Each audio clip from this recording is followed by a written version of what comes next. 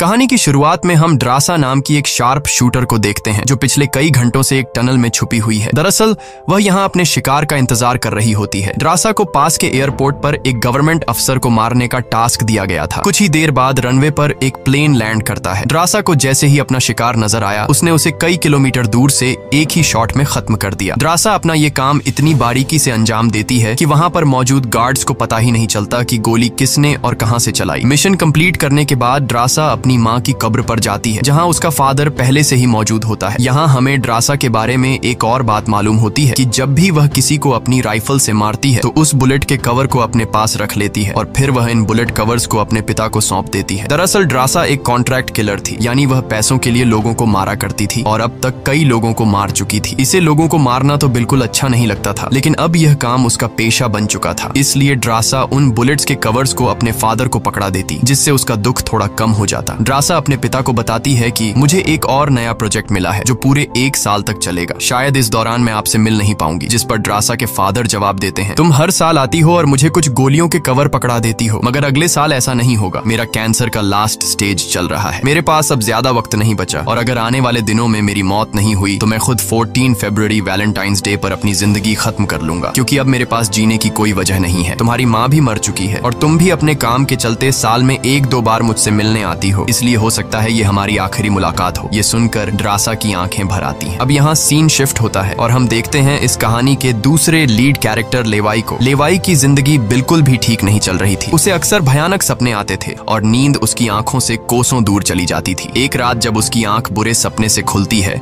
तो लेवाई अपने घर से बाहर निकलकर समुद्र के किनारे पर आता है। यहाँ उसे थोड़ा बेहतर महसूस होता है और वह अपनी डायरी में कुछ लिखने लगता है। तभी लेवाई को अचानक उसके फोन पर एक मैसेज आता है। उस मैसेज में उसे एक एड्रेस दिया गया होता है जहाँ उसे जल्द से जल्द पहुंचने का कहा गया होता है। लेवाई बिना वक्त गंवाए एक मिलिट्री बेस पर पहुंचता है और वहां उसकी मुलाकात होती है एक लेडी ऑफिसर से जिसका नाम बार्तो है। बातचीत के दौरान हमें पता चलता है कि लेवाई कोई आम इंसान नहीं बल्कि एक आर्मी ऑफिसर था, लेकिन अब वह रिटायर हो चुका है और सिर्फ इतना ही नहीं, वह एक डेडली स्नाइपर भी रह चुका है। वह अब तक 200 से भी ज्यादा लोगों को स्नाइपिंग से मार चुका है। बार्तो लेवाई से कहती है, मैं तुम्हें एक मिशन पर भेजना चाहती हूँ क्योंकि तुम एक बहुत ही अच्छे स्नाइपर हो और ये सिर्फ तुम ही कर सकते हो। लेकिन मिशन पर भेजने से पहले बार्तो लेवाई से एक बहुत ही जरूरी सवाल पूछती है, अगर तुम इस मिशन पर गए तो क्या तुम्हें याद करने वाला पीछे कोई है? ये बात सुनकर लेवाई को कुछ अजीब लगने लगता है, लेकिन फिर वह जवाब देता है, नहीं, मेरा इस दुनिया में अब कोई भी अपना नहीं है। ये सुनकर वो लेडी लेवाई से कहती है, तुम तैयारी कर लो, कुछ घंटे बाद तुम्हें उस मिशन पर भेजा जाएगा और वहाँ तुम्हें 1 साल के लिए रहना है। इसके बाद लेवाई को बेहोश कर दिया जाता है और जब उसकी आंख खुलती है तो वह अपने आप को एक एरोप्लेन में पाता है। लेवाई कुछ समझ नहीं पाता कि आखिर उसे कहाँ ले जाया जा रहा है और उसे किस तरह का मिशन सौंपा गया है। इसलिए लेवाई वहाँ पर मौजूद एक सोल्जर से पूछता है, मुझे कहाँ ले जाया जा रहा है? लेकिन वह सोल्जर लेवाई की इस बात का कोई जवाब नहीं देता, बस इतना कहता है, अपना आईडी और वॉच हमें दे दो, ये सब तुम्हें तब वापस मिलेगा जब तुम्हारा मिशन पूरा हो जाएगा। थोड़ी देर बाद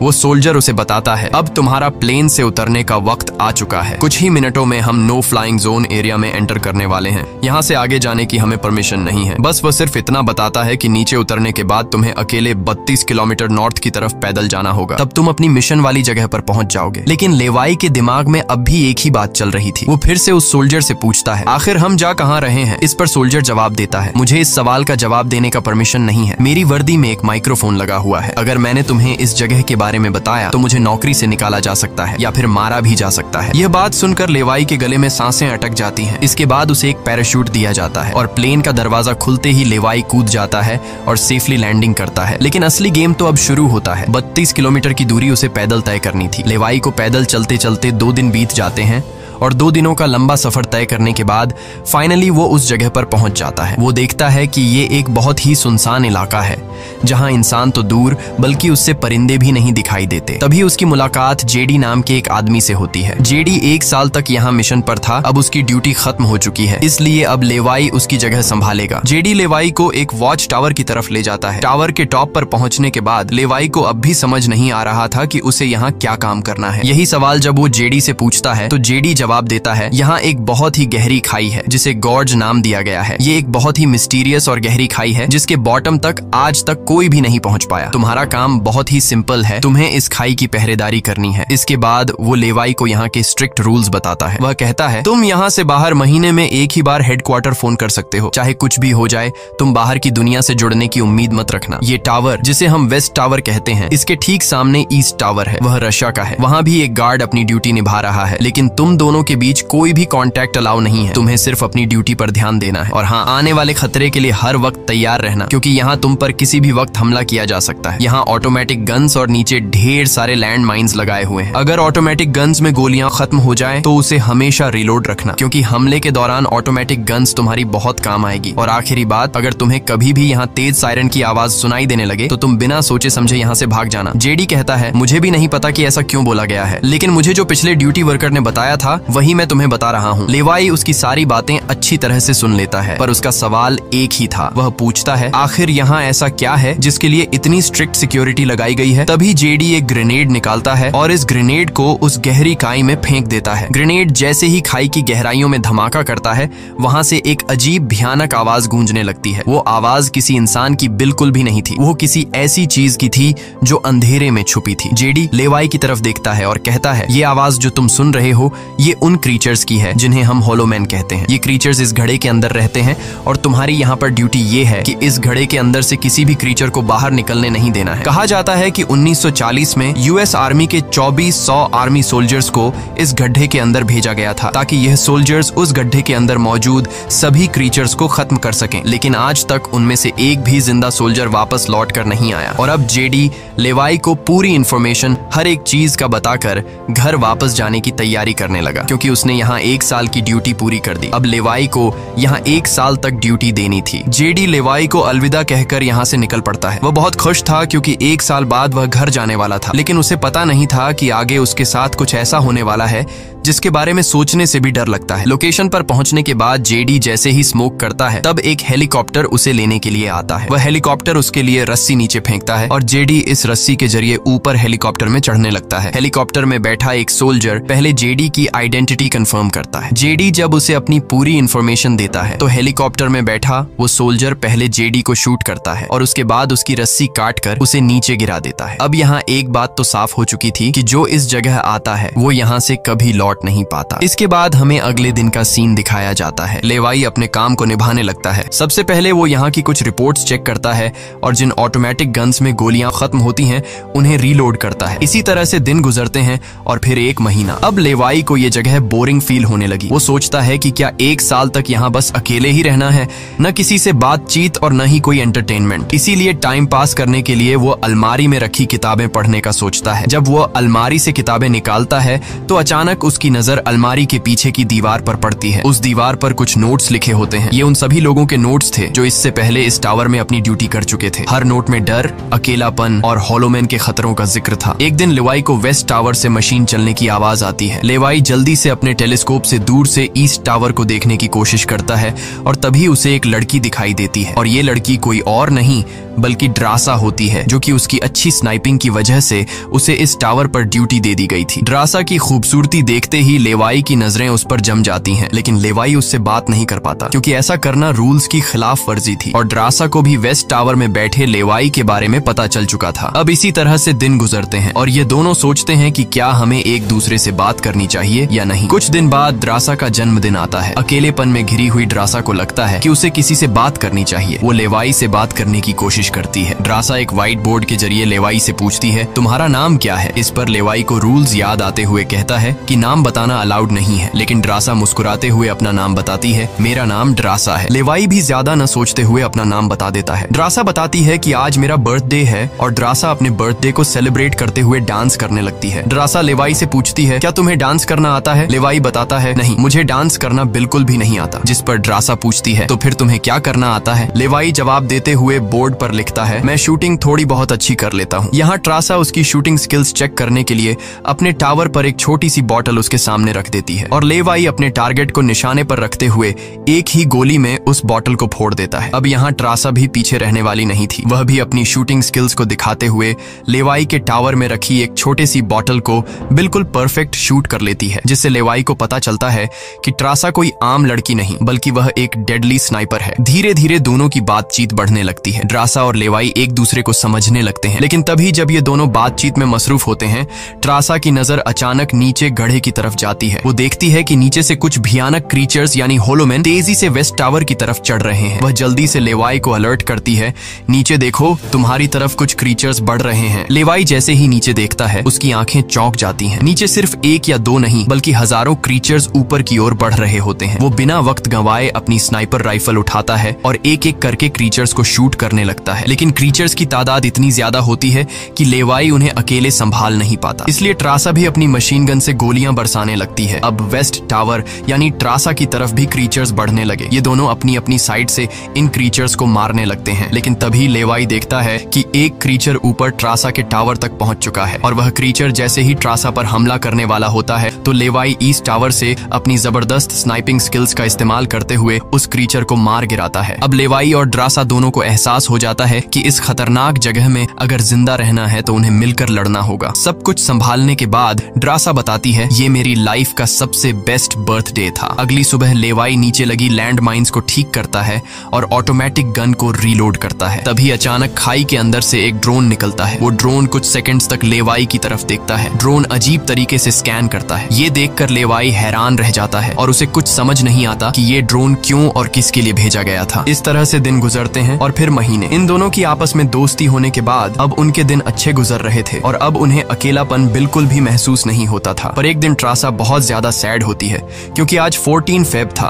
और उसे याद आता है कि उसके फादर ने कहा था कि अगर कैंसर की वजह से आने वाले कुछ दिनों में नहीं मरा तो वो 14 फेब के दिन खुद को मार देगा। और यहाँ ट्रासा बोर्ड पर लिखकर लेवाई को बताती है, आज मैं खुद को बहुत ही अकेली महसूस कर रही हूँ। अगर आज मेरे पास कोई होता तो बहुत अच्छा होता। लेवाई को भी पहले ही दिन से ट्रासा से मिलने का मन था और आज वह खुद को रोक नहीं पाता। वो ट्रासा के पास जाने का प्लान बना लेता है। वह एक रॉकेट लॉन्चर के जरिए ईस्ट टावर तक पहुंचने का जुगाड़ कर लेता है। अगली सुबह वो रॉकेट लॉन्चर का इस्तेमाल करके एक मजबूत रस्सी को ट्रासा की तरफ फेंकता है, जिसके बाद ट्रासा टावर के बाहर आती है और वो रस्सी को मजबूती से एक पेड़ के साथ बांध देती है ताकि लेवाई रस्सी के जरिए लटक कर ईस्ट टावर तक पहुंच जाए। लेवाई बिना देर किए उस रस्सी के सहारे ईस्ट टावर की ओर बढ़ने लगता है, लेकिन बीच में वो अटक जाता है क्योंकि आगे रस्सी की ढलान खत्म हो चुकी थी। इसलिए अब लेवाई हाथों की मदद से आगे बढ़ने लगता है और करीब आधा घंटा हाथों की मदद से सफर करने के बाद वो ट्रासा के टावर तक पहुंच जाता है। ट्रासा उसे वेलकम करती है और कहती है, तुमसे बहुत ही गंदी पसीने की बू आ रही है, इसलिए पहले तुम नहा लो, फिर मैं तुमसे मिलूंगी। लेवाई को ये सुनकर हंसी आ जाती है। वह कुछ कहता नहीं, बस सिर हिलाकर मान जाता है। ट्रासा यहाँ पर शरारत करते हुए उसके कपड़े दूर जाकर छिपा लेती है और सीसीटीवी कैमरा के जरिए लेवाई को देख रही होती है, जो टावर में मौजूद शावर में नहा रहा होता है। उसके बाद लेवाई और ट्रासा एक साथ बैठकर काफी देर तक बातें करते हैं। ट्रासा उससे अपनी पूरी स्टोरी बताती है और बताती है कि अब इस दुनिया में मेरा कोई नहीं रहा, सिर्फ मेरे फादर जिंदा बचे थे, पर कल के दिन उसने भी खुद को मार दिया होगा। यहाँ लेवाई भी ट्रासा को रात में आने वाले भयानक सपने और अपने उन दिनों के किस्से सुनाता है जब वो यूएस आर्मी में था। इस तरह से बातें करते करते रात हो जाती है। ट्रासा यहाँ एक सॉफ्ट म्यूजिक लगा लेती है। ये दोनों म्यूजिक की धुन पर डांस करने लगते हैं। इसी डांस के दौरान वो एक दूसरे के करीब आने लगते हैं और उनके बीच रोमांस होने लगता है। कुछ देर बाद लेवाई ट्रासा की तरफ देखकर एक मुस्कान के साथ कहता है, मैंने तुम्हारे लिए एक शायरी लिखी है, जब हम यहाँ से निकलेंगे तभी मैं तुम्हें वो शायरी दूंगा। अगले दिन लेवाई को वापस अपने वेस्ट टावर लौटना था। वह ट्रासा को अलविदा कहता है और रस्सी के सहारे वेस्ट टावर की तरफ चलना शुरू कर देता है। ट्रासा भी उसे जाते हुए देखती रहती है, लेकिन तभी हम देखते हैं कि कुछ क्रीचर्स ऊपर टावर की तरफ बढ़ रहे हैं, जिनमें से एक क्रीचर वहां लगे लैंड माइन से टकरा जाता है और एक जोरदार धमाका होता है। लैंड माइन के फटने से जो उसके लोहे के पार्ट्स हवा में उड़ जाते हैं, उनमें से एक पार्ट रस्सी से टकरा जाता है, जिससे रस्सी टूट जाती है और वह तेजी से उस खाई में गिर जाता है। लेवाई को गिरते देखकर ट्रासा बिना सोचे समझे अपना पैराशूट उठाकर वह भी उस खाई में कूद जाती है। खाई की गहराई में गिरने के बाद ट्रासा पानी की तेज बहाव वाली नदी में बहने लगती है। वह किसी तरह करके नदी से बाहर निकलकर किनारे तक पहुंच जाती है। दूसरी तरफ लेवाई की किस्मत अच्छी होती है कि वो एक बड़े से पेड़ पेड़ पर गिरकर लटक चुका था। इतनी ऊंचाई से गिरने के बाद उसे चोटें तो काफी सारी आ जाती हैं, पर उसकी जान बच जाती है। जैसे ही उसकी आंखें खुलती हैं, वो देखता है कि एक बड़ा कीड़ा उस पर हमला करने के लिए बढ़ रहा है। वो खुद को बचाने की कोशिश करता है, पर तभी पेड़ की लकड़ी टूट जाती है और लेवाई नीचे पेड़ की जड़ों पर गिर जाता है। नीचे गिरते ही पेड़ की जड़ों ने उसे अपनी गिरफ्त में लेने लगती है और लेवाई को जकड़ लेती है। उससे पहले कि ये जड़ें लेवाई को मार देती, वहां ट्रासा पहुंच जाती है। वो जल्दी से चाकू निकालकर इन जड़ों को काटने लग जाती है, जिससे लेवाई आजाद हो जाता है। इसके बाद लेवाई और ट्रासा चारों ओर देखने लगते हैं। हर तरफ सन्नाटा और डर का माहौल छाया होता है। तभी अचानक पेड़ों की आड़ से कुछ क्रीचर्स निकलकर उन पर हमला कर देते हैं। यहाँ उनके बीच एक बड़ी फाइट होने लगती है। लेवाई अपनी बंदूक संभालता है और पहली गोली सीधे एक क्रीचर के सर में मारता है। एक के बाद एक दोनों ने मिलकर दोनों क्रीचर्स को खत्म कर दिया। यहाँ लेवाई की नजर क्रीचर की डेड बॉडी पर पड़ती है। वह देखता है कि क्रीचर ने वही आर्मी वर्दी पहन रखी थी जो किसी जमाने में अमेरिकन सोल्जर्स की होती थी। ये देखकर लेवाई के रोंगटे खड़े हो जाते हैं। तभी उसे जेडी की वो बातें याद आती हैं जब उन्होंने बताया था कि 1940 में 2400 सोल्जर्स के एक बड़े ग्रुप को इस खाई में भेजा गया था और वो सैनिक कभी वापस नहीं लौटे थे। उसके बाद लेवाई और ट्रासा एक अजीब भयानक सी जगह पर पहुंच जाते हैं। यहाँ का मंजर किसी बुरे सपने जैसा था। हर तरफ इंसानों के सड़े गले शरीर पड़े थे और सबसे अजीब बात यह थी कि इन शरीरों के अंदर से पेड़ पौधे उग आए थे। ऐसा लग रहा था जैसे कोई जानलेवा वायरस ने इस जगह को अपनी गिरफ्त में ले लिया हो। तभी अचानक पेड़ों के बीच से कुछ हलचल होती है। लेवाई और ट्रासा समझ जाते हैं कि क्रीचर्स एक बार फिर उनका पीछा कर रहे हैं। डर के मारे यह दोनों तेजी से भागने लगते हैं और एक टूटी फूटी चर्च में घुस जाते हैं। दरवाजा बंद करने के बाद सामने उन्हें एक अजीब सा नजारा दिखता है। हर तरफ इंसानों की लाशें पड़ी हुई थीं। उनकी हालत देखकर ऐसा लग रहा था जैसे उन्होंने खुद अपनी जान ले ली हो ताकि इस वायरस से बच सकें। अचानक एक बड़ी मकड़ी ट्रासा के ऊपर कूद पड़ती है और ढेर सारी और भी मकड़ियां निकल आती हैं। ये मकड़ियां साइज में काफी बड़ी होती हैं। जैसे ही स्पाइडर उन पर हमला करता है, लेवाई और ट्रासा मिलकर उसे खत्म कर देते हैं। दूसरी तरफ चर्च का दरवाजा वो क्रीचर तोड़कर अंदर आ जाते हैं। लेवाई और ट्रासा अपनी जान बचाने के लिए उन पर फायरिंग शुरू कर देते हैं और जैसे तैसे करके उनसे अपनी जान छुड़ाकर चर्च से बाहर निकल आते हैं। तभी लेवाई की नजर सामने पहाड़ में बनी एक पुरानी सुरंग पर पड़ती है। वह दोनों फौरन उस सुरंग के अंदर घुस जाते हैं। अंदर जाकर उन्हें पता लगता है कि असल में यह एक पुरानी लैब है। यहाँ हर जगह टूटी फूटी कांच, मशीन्स और पुराने जंग लगे हुए कंटेनर्स पड़े थे। यहाँ लेवाई को एक पुराना डीवीडी कैसेट मिलता है। लेवाई डीवीडी को प्ले करता है और स्क्रीन पर एक लड़की नजर आती है। वह लड़की कहती है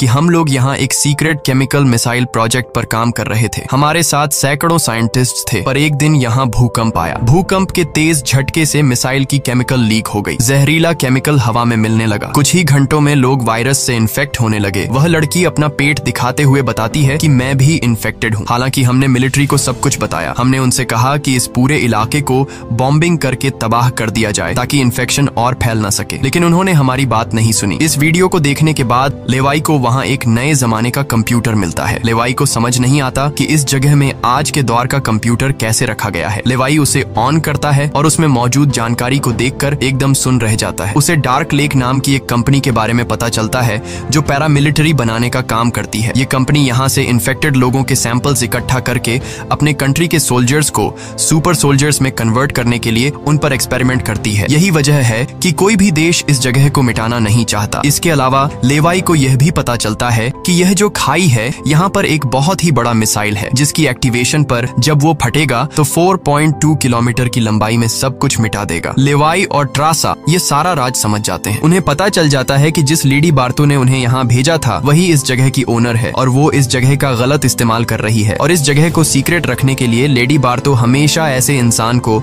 यहाँ पर ड्यूटी के लिए चुनती थी जिसका पीछे कोई पूछने वाला नहीं हो, और उस इंसान को यहाँ साल भर ड्यूटी करने के बाद मार दिया जाता, जिस तरह से जेडी को मार दिया गया था ताकि वो बाहर आकर दुनिया को इस जगह के बारे में नहीं बता सके। ये सब जानने के बाद जैसे ही ये दोनों वहाँ से निकलते हैं तभी एक घुड़सवार क्रीचर ट्रासा को रस्सी से जकड़कर अपने साथ ले जाता है। लेवाई ट्रासा की तलाश में यहाँ वहाँ भटकता है लेकिन उसे ट्रासा कहीं दिखाई नहीं दे रही थी। तभी लेवाई एक ऐसी जगह पर पहुँचता है जहाँ एक बड़ी मिसाइल रखी हुई थी। ये वही मिसाइल थी जिसके बारे में डार्क लेक कंपनी के कंप्यूटर से लेवाई को जानकारी मिली थी। लेवाई को सब कुछ साफ समझ आ चुका था। असल में वॉच टावर में पहले रह चुके लोग जब यह कहते थे कि अगर सायरन की आवाज सुनाई दे तो जितनी जल्दी हो सके यहाँ से भाग जाना चाहिए, वो दरअसल इस मिसाइल की ही बात कर रहे थे। दूसरी तरफ ट्रासा अब उस क्रीचर के कब्जे में थी। ट्रासा खुद को छुड़ाने की कोशिश करती है और जैसे तैसे करके वो खुद को छुड़ा लेती है। आजाद होते ही ट्रासा और क्रीचर के बीच फाइट छिड़ जाती है। लेवाई भी ट्रासा को ढूंढते ढूंढते वहां पहुंच जाता है और वह भी फौरन क्रीचर पर हमला कर देता है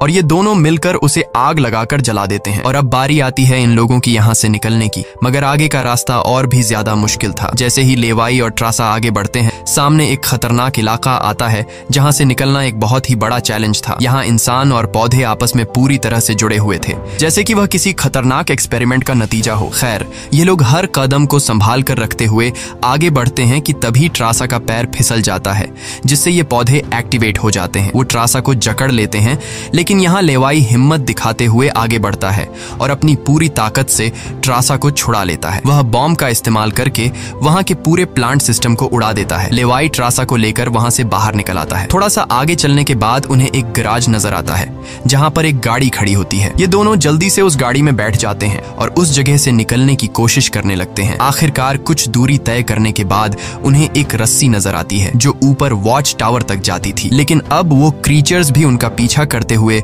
वहां तक पहुंच चुके थे। अब यहाँ रस्सी को हाथों से पकड़कर ये लोग अगर ऊपर चढ़ते तो ये क्रीचर्स इन्हें मार देते। इसलिए लेवाई समझदारी से काम लेते हुए जीप को रस्सी से बांधकर ऊपर चढ़ने लगते हैं। ये लोग जीप को इसलिए रस्सी से बांध लेते हैं ताकि ये दोनों जीप में बैठकर उनके हाथ क्रीचर्स के साथ लड़ने के लिए फ्री हों। वो क्रीचर्स उन पर हमला करते हैं और यहाँ उनके बीच एक बड़ी फाइट होती है, लेकिन वो क्रीचर्स तादाद में काफी ज्यादा थे, इसलिए वो इन पर भारी पड़ रहे थे। यहाँ लेवाई के दिमाग में एक आइडिया आता है। वह जीप की पेट्रोल टैंक इन क्रीचर्स पर लीक कर देता है, जिससे निकलने वाले तेल को आग लगाकर उन सभी क्रीचर्स को जला देता है और आखिर में ये लोग उस जीप की रस्सी काटकर उसे नीचे छोड़ देते हैं, जिससे वो सभी क्रीचर्स मारे जाते हैं। इस तरह से ये लोग फाइनली ऊपर चढ़ने में कामयाब हो जाते हैं। अब इन दोनों को पता चल चुका था कि अगर ये दोनों यहाँ साल भर ड्यूटी कर भी लें, तब भी आखिर में इन दोनों को मार दिया जाएगा। इसीलिए अब ये दोनों एक बड़ा फैसला करते हैं कि अब वो इस जगह की रक्षा नहीं करेंगे, बल्कि इस जगह को तबाह कर देंगे ताकि इनकी तरह कोई दूसरा सोल्जर यहाँ पर न फंस सके और इस जगह का गलत इस्तेमाल बंद हो जाए। ये सब करने के बाद ये दोनों यहाँ से दूर जाकर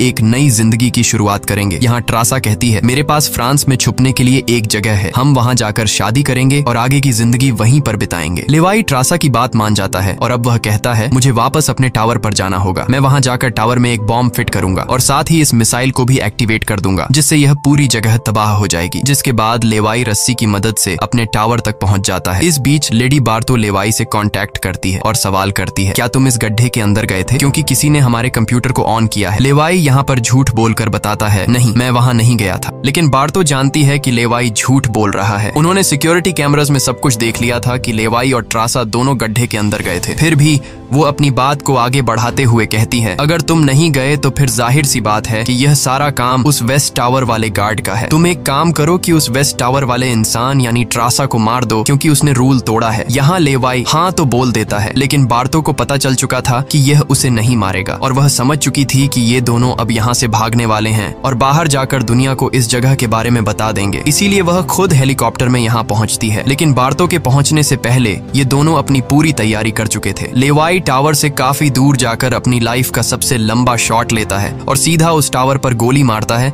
जो सीधा नीचे मिसाइल से कनेक्ट था, जिससे एक तेज सायरन बजने लगता है। अब उनके पास टाइम कम था। ये दोनों तेजी से भागने लगते हैं क्योंकि जब मिसाइल फटेगी तो वह 4.2 किलोमीटर के एरिया को तबाह कर देगी। लेवाई और ट्रासा दोनों पूरी ताकत से जंगल की ओर भागने लगते हैं। ट्रासा अपनी जान बचाते हुए उस जगह से काफी दूर निकल जाती है, लेकिन लेवाई के पैर में चोट आई थी जिससे वह तेज नहीं भाग सकता था। दूसरी तरफ बार्तो को भी यह समझ आ चुका था कि जल्द ही मिसाइल ब्लास्ट होने वाला है। ठीक इसी वक्त मिसाइल एक्टिवेट हो जाती है और एक बहुत ही बड़ा धमाका होता है जिससे पूरी खाई तबाह होने लगती है। यह ब्लास्ट इतना भयानक था कि उसके लपटने और झटके दूर तक फैल गए, जिसमें बार्तो का हेलीकॉप्टर भी उस धमाके की चपेट में आ जाता है और वह वहीं मारी जाती है। ट्रासा ने तो 4.2 किलोमीटर का फासला तय कर लिया था, लेकिन लेवाई उस धमाके की लपेट में आ जाता है और धमाके से आने वाली तेज हवा उसे पानी में गिरा देती है। दूसरी तरफ खाई में सभी क्रीचर्स मारे जाते हैं। अब सिर्फ ट्रासा उस धमाके में जिंदा बच गई थी और वह एक ऊंची जगह पर खड़ी होकर